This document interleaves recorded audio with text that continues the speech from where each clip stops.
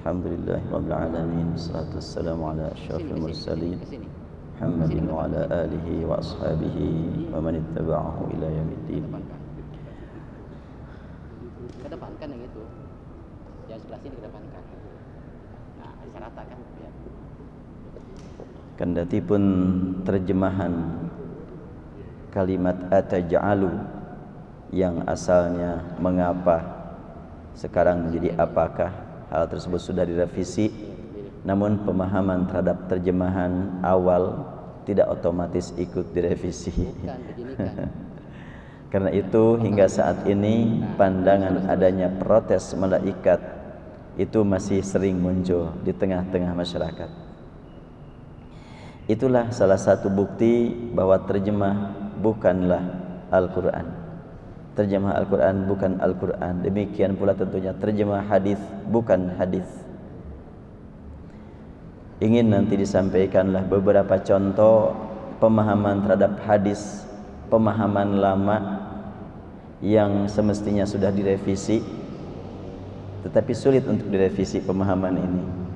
Biasanya tergantung kepada kiai masing-masing saja itu pemahaman itu, atau organisasi masing-masing cara memahami hadis.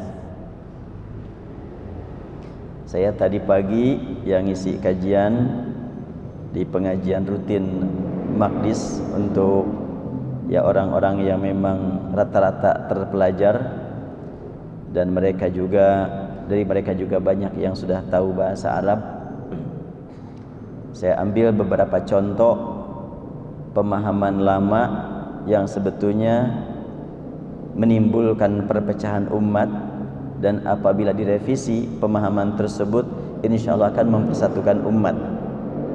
Namun sulit untuk menerima pembaharuan, tergantung kepada memang kepercayaan masing-masing kepada para pembina dan para pendidiknya, guru-gurunya. Sampai di antara yang hadir itu sudah paham betul apa yang diterangkan, dia mengeluh, Ustaz katanya, ketika kami berada di lingkungan kami tahu betul ini kesalah sebagaimana diterangkan di sini, tapi kami nggak bisa ngomong. Karena kalau ngomong ya ilmu mereka lebih luas, mau bagaimana saya menyampaikan? Ya udah, saya bilang nggak usah dipaksakan. Kalau mau memproses untuk melakukan perbaikan, jangan membantah, tapi banyak bertanya saja. Mudah-mudahan dari pertanyaan menjadi ilmu buat mereka. Kalau yang namanya bertanya kan nggak capek ya. Kalau debat itu capek. Kalau bertanya mah apa capeknya, nanya aja sudah. Terjemah mengalami revisi dan Al-Quran tetap terpelihara sejak dahulu. Terjadi pemahaman yang perlu direvisi ternyata bukan muncul dari pemahaman terhadap Al-Quran, melainkan pemahaman yang muncul dari terjemahan.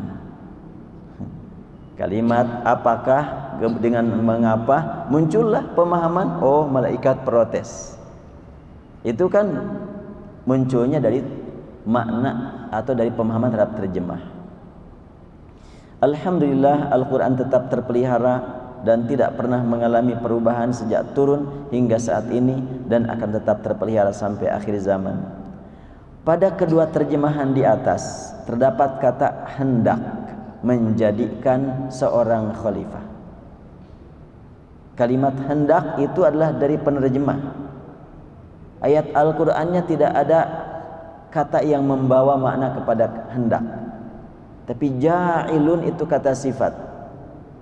Sebagaimana mukminun tidak dapat diartikan mau beriman, enggak.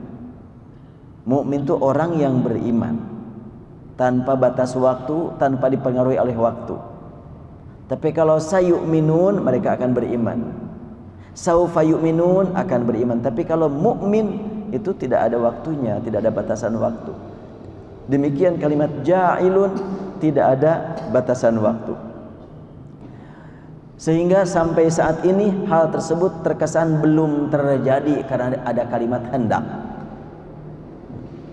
Padahal lafaz ja'ilun adalah kata sifat yang dapat diartikan dengan pembuat atau yang menjadikan.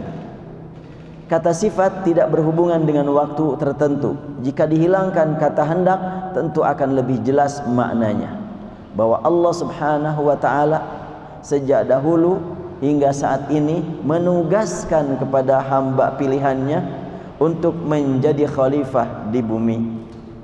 Atau dengan kata lain, bahwa penegakan khilafah itu adalah merupakan kewajiban yang tidak dibatasi dengan waktu tertentu. Kalimat ja'ilun fil ardi khalifah itu tidak ada batasan waktu perjuangan untuk menegakkan khilafah. Lebih dari itu, bahwa redaksi ayat berbunyi inni ja'ilun fil ardi khalifatan, sesungguhnya aku menjadikan di muka bumi seorang khalifah. Dalam bahasa Arab dikenal dengan istilah jumlah ismiyah.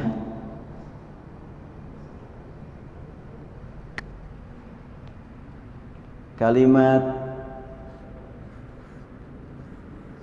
ini ja'ilun ini adalah disebut dengan jumlah ismiyah.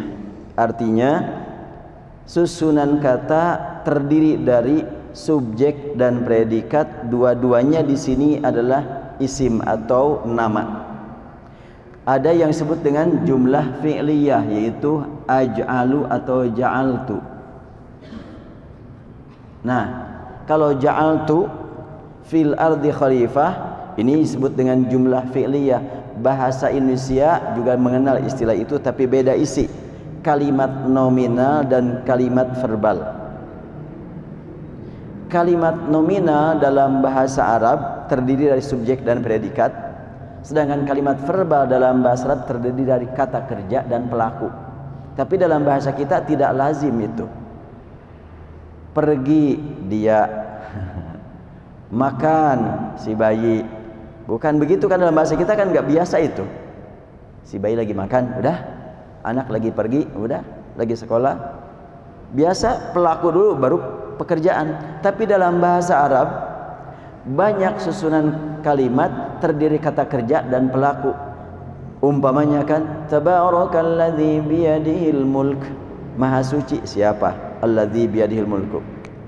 Qad sami'a Allahu qawlan allati tujadiluka fi zawjiha. Qad sami'a Allahu, telah mendengar Allah. Bukan Allah telah mendengar. Itu kalimat verbal dalam bahasa Arab. Maknanya sangat berbeda.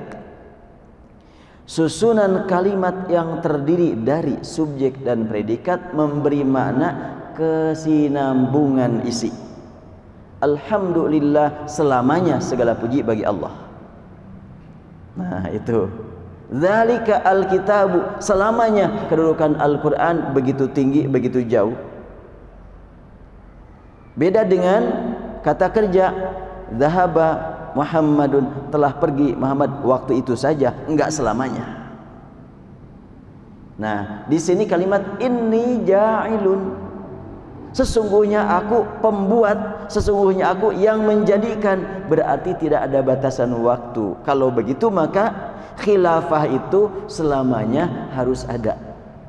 Bila tidak ada, tugas kita untuk berjuang. Bagaimana cara membuktikannya? Nah, bukan cuma membahas apa pentingnya khilafah, tetapi bagaimana langkah kita yang harus ditempuh untuk supaya mencapai ke arah sana. Pada pertemuan yang lalu sudah saya sampaikan beberapa praktik dakwah yang dilakukan para ulama di Mekah dan di Madinah. Itu adalah merupakan langkah menuju khilafah. Kenapa? Sebab para ulama Mekah dan Madinah sejak 4 tahun yang lalu mendirikan lembaga dakwah. Dan sejak berdiri lembaga dakwah 4 tahun yang lalu, sudah ribuan setiap tahun masuk Islam orang yang di luar Mekah, di luar Saudi, dari mana-mana. Kemudian setiap orang yang bekerja di Mekah, di Madinah, di Jeddah, di Riyadh, di seluruh Saudi Arabia diberi kesempatan untuk mempelajari al-Islam dan disiapkan para pembimbingnya buat semua perusahaan oleh lembaga dakwah ini, tanpa memungut biaya kepada perusahaan, tapi malah justru sebaliknya, lembaga dakwah menyediakan dana untuk mereka buat makan, buat minum, dan buat tempat. Salah satu perusahaan di Saudi ada yang punya pekerja sampai jumlahnya 40.000. 40.000-nya semuanya itu diberikan kepada mereka fasilitas mencari ilmu, dan para ulama di sana menyediakan tenaga untuk mengajar mereka. 40.000 satu perusahaan. Sasarannya apa? Kok para pekerja di sana disuruh untuk ngaji, biar nanti kalau habis kontrakannya pulang ke negeri masing-masing menjadi dai. Sangat luar biasa. Itu adalah dua langkah ya. Langkah pertama tadi adalah dengan menggunakan internet berdakwah, dialog dengan masyarakat luas. Langkah kedua adalah membina orang-orang yang bekerja di sana, dari manapun mereka, bangsa apapun, dari manapun mereka datang, dibina.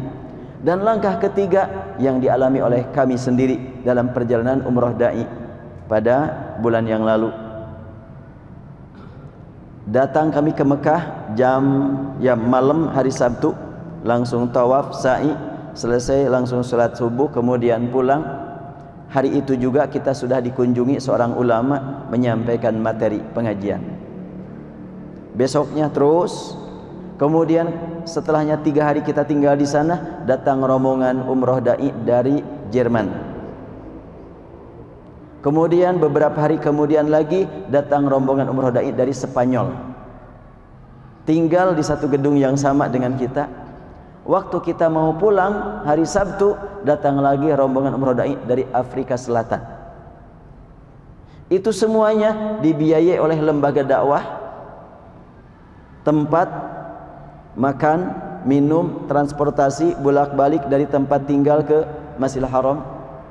Kemudian juga semuanya juga difasilitasi untuk supaya mendatangi tempat-tempat ulama. Bukan cuma didatangi, tapi juga kita mengunjungi. Lalu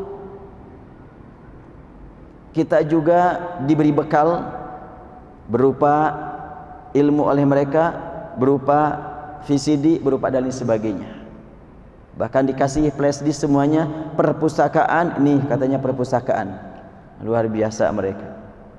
Dan setelah itu kita juga diberi penjelasan pengalaman dakwah mereka. Makanya saya sampai tahu seperti ini. Di akhir mereka terangkan perjalanan dakwah yang dilakukan oleh maktab ini sekarang seperti ini, dan terlihat di internet. Memang sangat luar biasa dakwah mereka saat ini.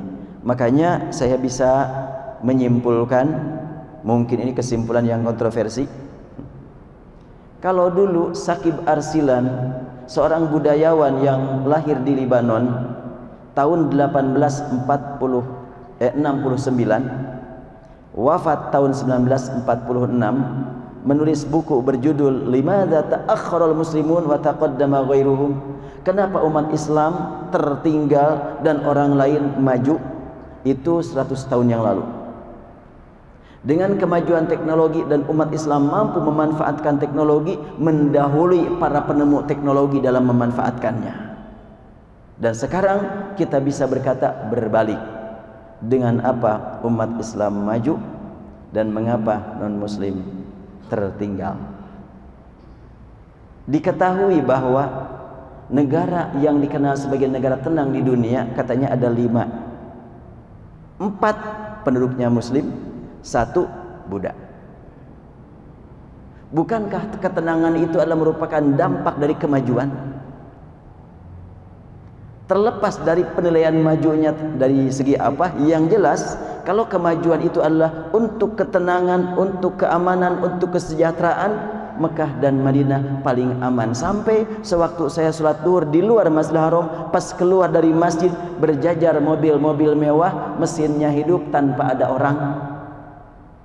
Bayangkan kalau di sini sekilas saja udah hilang tuh mobil itu. Di sana banyak sekali. Itu kan bukti keamanan yang tidak dimiliki oleh kota-kota yang lain. Kalau kemajuan negara itu dinilai dari segi kestabilan ekonomi, di sana paling stabil ekonomi. Pertama kali saya ke sana adalah tahun 84. Sampai sekarang harga makanan enggak berubah. Yang dulunya 1 real tamis, roti yang dipakai sarapan bertiga cukup buat kita, itu 1 real, sampai sekarang masih 1 real itu. tambah dengan fullnya 1 real jadi 2 real, itu bisa dipakai sarapan berdua. 2 real 6.000 dipakai sarapan bertiga. Sekarang ini bukan zaman dulu. Kalau sarapan di Bandung 6.000 bisa cukup untuk bertiga, 6.000 rupiah.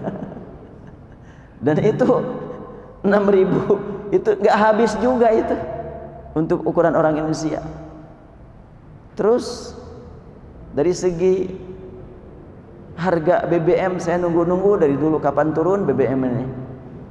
Yang kedengaran naik terus. Setahun yang lalu BBM di Mekah harganya 2 real dapat 3 liter. Sekarang 1 real dapat 3 liter. 1 real 3.000 dapat 3 liter. 1.000 1 liter BBM di sana. Bukankah itu bukti kemajuan yang tidak dimiliki orang lain? Oh, adalah yang lain juga yang murah, baik. Silahkan. Boleh-boleh aja. Tapi ada yang pasti di tempat yang lain tidak ada. Yaitu kalau kota Bandung umpamanya tahun lalu mendapatkan kunjungan turis umpamanya 500, sekarang 1 juta, bangga luar biasa itu Kepala Dinas Pariwisata Mekah Madinah. Di stop, jangan terlalu banyak. Enggak ketampung pengunjung ke Mekah. Sekarang bapak dan ibu daftar untuk haji, paling bisa berangkat 12 tahun mendatang untuk di Bandung ini. Daftar sekarang itu untuk 2026. Antri. Apalagi di Malaysia ada yang antrinya 40 tahun. Orang lahir langsung didaftarkan untuk haji. Antrinya soalnya terlalu panjang. Ada enggak kota yang lain yang punya pengunjung sebanyak itu? Begitu banyak pengunjung setiap hari, semuanya terlayani makanannya dan minumannya. Padahal daerahnya tandus kering. Kalau Indonesia banyak buah-buahan ya wajar, subur kok. Mekah Madinah kering, cukup makanan, cukup minuman. Bukankah itu kemajuan yang tidak dimiliki orang lain? Nah, inilah sebetulnya yang penting untuk kita rubah paradigma di masyarakat ini. Jangan sampai anak muda kita bangga bisa ikut-ikutan ke orang yang tidak beragama Islam. Tidak perlu menyebut negara ya. Karena kalau nyebut negara di situ ada muslimnya juga. Tapi banyak sekali bangga istrinya gaul, bisa ikut ini, bisa ikut itu. Kenapa tidak ditanamkan kepada mereka rasa bangga menjadi orang yang bisa diikuti? Bukan bangga bisa mengikuti. Kalau urusan budaya harus diikuti, kita bukan mengikuti. Baik, kita lanjutkan lagi. Jadi kalimat ja'ilun fil ardi khalifatan, Allah yang menjadikan. Ini berarti setiap saat kita diberitahu oleh Allah Subhanahu wa taala ada kesempatan untuk berjuang mencapai kekhilafahan. Dan khilafah yang sebenarnya fil ardi, bukan fil daulah, bukan fil watan, bukan fil muhafazah, bukan di satu provinsi, bukan di satu negara, tapi fil ardi, di muka bumi.